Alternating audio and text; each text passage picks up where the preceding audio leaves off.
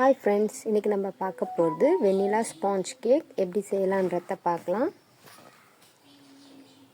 ஒரு பவுலில் 150 கிராம் மைதா மாவு எடுத்துருக்கேன். இது 1 cup. 1 teaspoon baking powder, 1/2 teaspoon baking soda. இதை சேர்த்துட்டு லைட்டாக மிக்ஸ் பண்ணி வச்சுக்கோங்க. இப்போ ஒரு மிக்ஸி பவுலில் 100 கிராம் சர்க்கரை, 1/2 கப் ரீஃபைண்ட் ஆயில், நீங்கள் பட்டர் வேணுனாலும் பட்டர் சேர்த்துக்கலாம், தயிர் 1/2 கப்பு.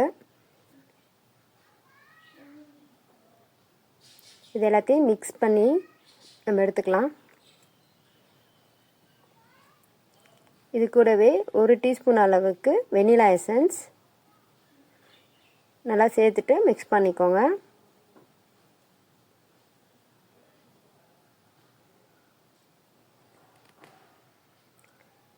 நம்ம எடுத்து வச்சுருக்க மாவை கொஞ்சம் கொஞ்சமாக இந்த மாவு கூட சேர்த்துக்கோங்க.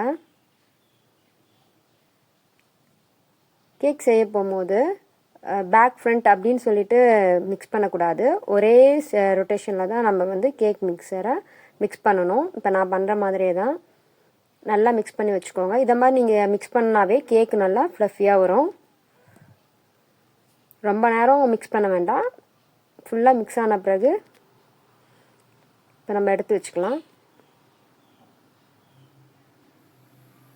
இந்த மாதிரி இருக்கணும், ரொம்ப தண்ணியாக இருக்கக்கூடாது. இப்போ ஒரு கேக் டின்னில் கொஞ்சோண்டு நெய் ஊற்றிட்டு அதில் கொஞ்சோண்டு மைதா மாவு வச்சு டஸ்ட் பண்ணி வச்சுருக்கேன், கேக் ஒட்டாமல் வரதுக்காக. இப்போ நம்ம எடுத்து வச்சுருக்க கேக் மிக்சரை அதில் சேர்த்துக்கலாம். சேர்த்துட்டு நல்லா டேப் பண்ணி விட்டுக்கோங்க. அப்போ தான் அதில் ஏர் ரிலீஸ் ஆகும். உங்களுக்கு அங்கங்கேயும் ஹோல்ஸ் இல்லாமல் நல்லா ஃபுல்லாகவே கேக் நல்லா சாஃப்டாக வரும்.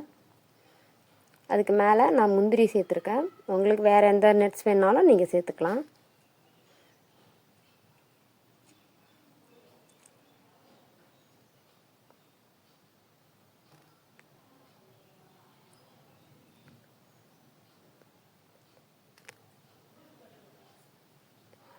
குக்கரை நான் 1/2 மணி நேரத்துக்கு முன்னாடியே ப்ரீ ஹீட் பண்ணி வச்சுருக்கேன். அதில் கல்லுப்பு இல்லை சால்ட் ஏதாவது சேர்த்துக்கோங்க. அது உள்ளே இது மாதிரி ரவுண்டு வச்சுருக்கேன். அதில் வச்சுட்ட பிறகு இந்த கேக் டின் அதில் சேர்த்துக்கலாம். இதில் குக்கருடைய மேல் டாப்பில் பெல்ட்டும் விசிலும் போட வேண்டாம். மீடியம் ஃப்ளேமில் 45 மினிட்ஸ் இருந்தால் போதும். இப்போ 45 மினிட்ஸ் கழித்து நம்ம ஓப்பன் பண்ணி பார்த்துக்கலாம். இது வெந்திருக்கானுன்ட்டு எப்படி செக் பண்ணணுன்னா, இந்த மாதிரி கத்தியை நீங்கள் உள்ளே விட்டு பார்த்தீங்கன்னா ஒட்டாமல் வரும். இல்லை ஃபோர்க் இருந்தாலும் நீங்கள் அதில் எண்ணலாம். இப்போ நம்ம கேக்கை வெளியில் எடுத்து நல்லா ஆறின பிறகு எடுத்தோடனே கேக் நல்லா வரும். அப்புறம் வந்த பிறகு நம்ம அதை கட் பண்ணிக்கலாம்.